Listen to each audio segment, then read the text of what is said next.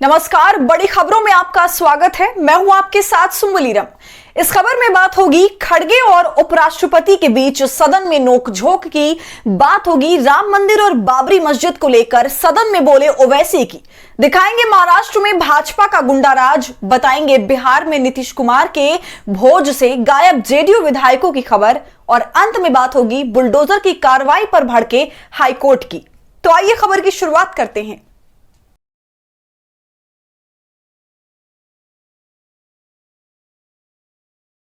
तो इस खबर की शुरुआत आज की सबसे बड़ी खबर से, क्योंकि आज सदन में उपराष्ट्रपति जगदीप धनखड़ और कांग्रेस अध्यक्ष खड़गे के बीच तीखी नोकझोंक हो गई, क्योंकि आज अचानक से मोदी सरकार द्वारा भारत रत्न दिए जा रहे विषय पर चर्चा शुरू हो गई। तब खड़गे ने सभापति से पूछ लिया कि बताइए किस नियम के आधार पर यह चर्चा हो रही है। तो उसके बाद हंगामा खड़ा हो गया। देखिए इस पर हमारी ये खास report. We salute all the people, those who have worked for this country. जितनी चर्चा नीतीश कुमार के पलटी मारने की है, उतनी ही चर्चा जयंत चौधरी के भी पलट जाने की है, क्योंकि जब जयंत चौधरी सदन पहुंचे तो विपक्ष की जगह सत्ता पक्ष के साथ बैठ गए। जैसे ही जयंत चौधरी बोलने के लिए खड़े हुए तो हंगामा खड़ा हो गया। दरअसल ये हंगामा इसलिए हुआ क्योंकि विपक्ष ने सवाल उठा दिया कि आखिर किस वजह से जयंत चौधरी को बोलने की इजाजत दी जा रही है। अगर चौधरी चरण सिंह को सम्मान मिला है तो पूरा देश उन्हें सलाम कर रहा है। इसी मुद्दे पर सभापति जगदीप धनखड़ और खड़गे के बीच सीधी नोकझोंक हो गई। हमेशा आप पूछते हैं किस रूल में, रूल बताओ। तो मैं भी यही पूछना चाहता हूं, किस रूल में आपने उनको बोलने के लिए परमिशन दिया? एक अगर ऐसा ही है तो हमको भी हमेशा दीजिए। आप रूल, एक तरफ रूल की बात करते हो और एक तरफ जो चाहते हैं उनको कभी भी उठा सकते हैं। ये अच्छा नहीं ना। आपको डिस्क्रिशन है, that discretion should be used very judiciously, not as and when you want. खड़गे ने सवाल उठाते हुए पूछ लिया कि जो सदन नियम के हिसाब से चलती है, ऐसे में सभापति को यह जवाब देना होगा कि वो किस नियम के आधार पर जयंत चौधरी को बोलने की इजाजत दे रहे हैं। खड़गे यहीं नहीं रुके, बल्कि उन्होंने उपराष्ट्रपति को भी अपने कर्तव्य के निर्वहन सही से करने की सलाह दे दी, जिसके बाद जगदीप धनखड़ को बुरा लग गया। खड़गे जी सुनिए, पहले मैं किसान वर्ग से आता हूं, इसका मतलब नहीं, सुनिए, इसका मतलब नहीं कि मैं कमजोर चेयरमैन हूं। मैंने बहुत बर्दाश्त किया है। आप कुछ भी मेरे बारे में कह देते हैं। You say anything you like, you don't read this book, you don't follow presidents, sir, you use any language against me, sometimes you behave like a teacher as if I am a student. नहीं sir, आज का ये मौका बहुत संवेदनशील है। आज के मौके में नहीं, आपने मेरे दिल पर चोट किया है। सदन में यह हंगामा इसलिए खड़ा है क्योंकि आरोप लग रहा है कि जयंत चौधरी को एनडीए में शामिल कराने के लिए मोदी सरकार ने चौधरी चरण सिंह को सम्मान दिया है। और इसकी एक झलक सदन में तब देखने को मिली जब जयंत चौधरी ने पीएम मोदी की तुलना चौधरी चरण सिंह से कर दी। जयराम रमेश ने जयंत को क्या कहा? मैं एलओपी की बात कर रहा हूं। क्या कहा जयंत को ऐसे मौके पर? अरे साहब, जाए तो जाए, ये मुद्दा था क्या? आदरणीय प्रधानमंत्री जी ग्रामीण क्षेत्र में शौच की दुर्व्यवस्थाओं पर प्रकाश डालते हैं। जब महिला सशक्तिकरण को अपना प्लेटफॉर्म भारत सरकार बनाती है और गांव-गांव में जागृति पैदा करती है, तो मुझे उसमें चौधरी चरण सिंह जी की बोली याद आती है। राम मंदिर पर लाए गए धन्यवाद प्रस्ताव पर बोलते हुए असदुद्दीन ओवैसी ने सदन में खुलकर अपनी बात रखी। ओवैसी ने कहा कि मैं मर्यादा पुरुषोत्तम राम की इज्जत करता हूं, लेकिन मेरी नस्लें भी नाथूराम गोडसे से नफरत करती रहेंगी। वहीं उन्होंने बाबरी मस्जिद जिंदाबाद का नारा लगाते हुए जो कुछ कहा, उस पर देखिए हमारी रिपोर्ट। क्या मैं बाबर का स्पोक्स पर्सन हूं? क्या मैं जिना का स्पोक्स पर्सन हूं? क्या मैं औरंगजेब का स्पोक्स पर्सन हूं? लोकसभा में आज राम मंदिर निर्माण पर लाए गए धन्यवाद प्रस्ताव पर चर्चा हो रही थी। इस दौरान एआईएमआईएम के अध्यक्ष और हैदराबाद से सांसद असदुद्दीन ओवैसी ने सरकार पर तीखा हमला बोला। उन्होंने कहा कि मैं मर्यादा पुरुषोत्तम राम की इज्जत करता हूं, मगर नाथूराम गोडसे से मेरी नस्लें नफरत करती रहेंगी। ओवैसी ने पूछा, क्या मोदी सरकार एक समुदाय या एक मजहब की सरकार है या पूरे देश की सभी मजहबों के मानने वाले लोगों की सरकार है? क्या इस सरकार का कोई मजहब है? मेरा मानना है कि इस देश का कोई मजहब नहीं है।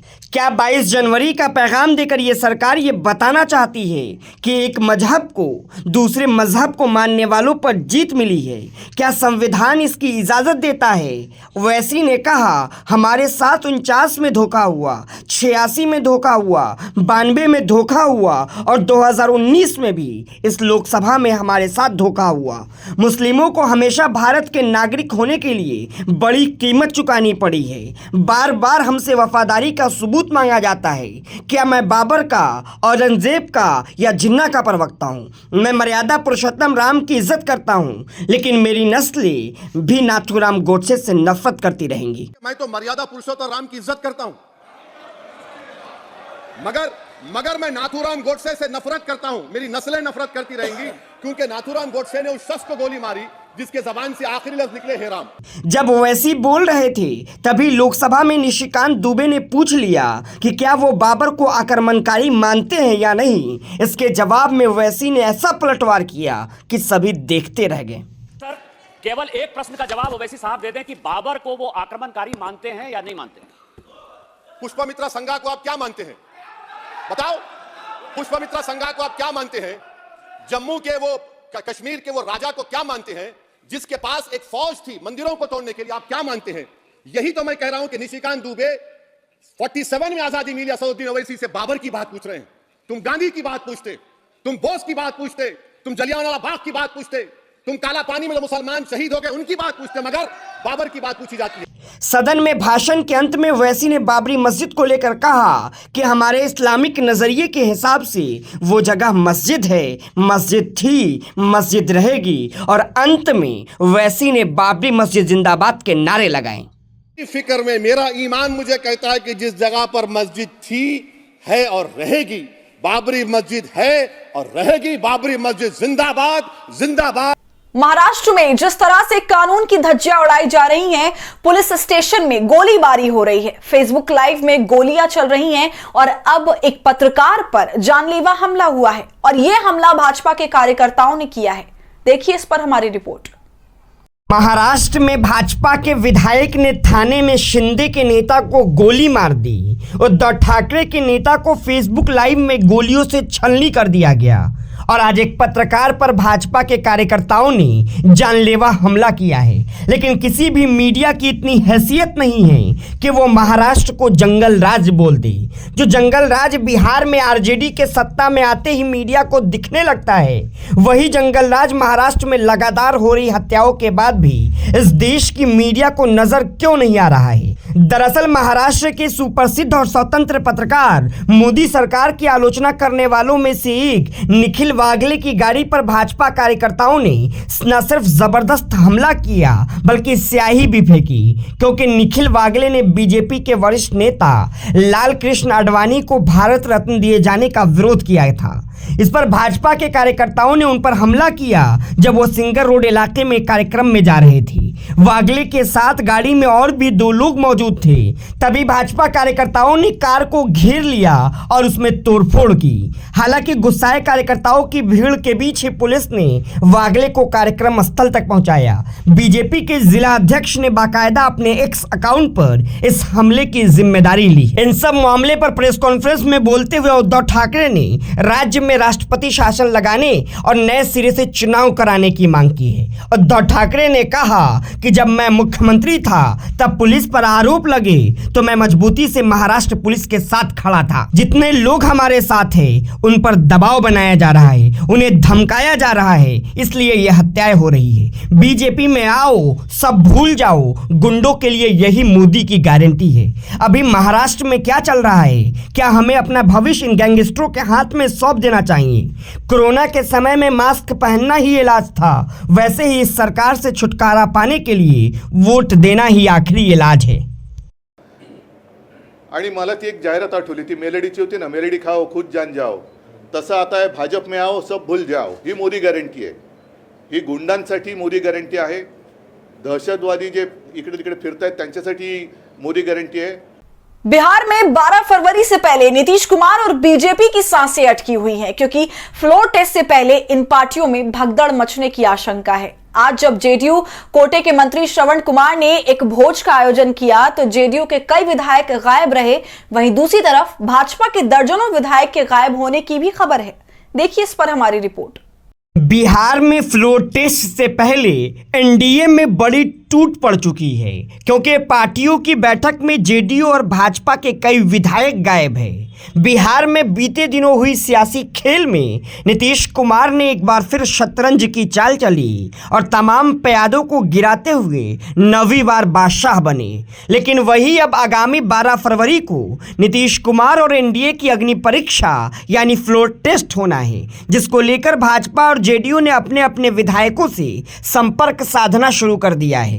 वहीं इस रणनीति के तहत जेडीयू ने फ्लोर टेस्ट से 2 दिन पहले अपने सभी विधायकों को मंत्री श्रवण कुमार के आवास पर पटना बुलाया। जदयू के विधायकों के लिए भोज का आयोजन हुआ, जिसमें नीतीश कुमार भी पहुंचे।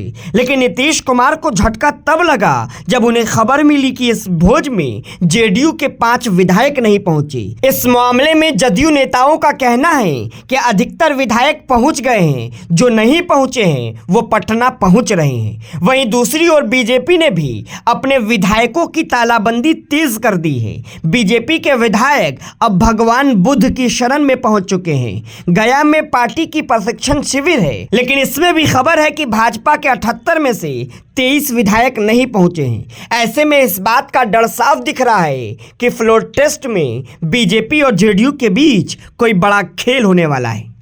सत्ता में बैठे लोग अपनी सत्ता की हनक बुलडोजर के जरिए दिखा रहे हैं। उसी बुलडोजर न्याय पर कड़ा प्रहार करते हुए मध्य प्रदेश हाईकोर्ट ने जबरदस्त फटकार लगाई है। कोर्ट ने साफ और खुले शब्दों में बुलडोजर न्याय की आलोचना की है और अधिकारियों पर कार्रवाई का निर्देश दिया है। बेलगाम हो चुके बुलडोजरों का मामला इस देश के लिए बहुत घातक साबित होने वाला है, क्योंकि जिस तरह से आरोपियों को अपराधी बनाकर बुलडोजर का नंगा नाच होता है, तो फिर इस देश में अदालतों का क्या काम बच जाएगा। और यही वजह है कि मध्य प्रदेश हाईकोर्ट ने भाजपा सरकार को कड़ी फटकार लगाई है।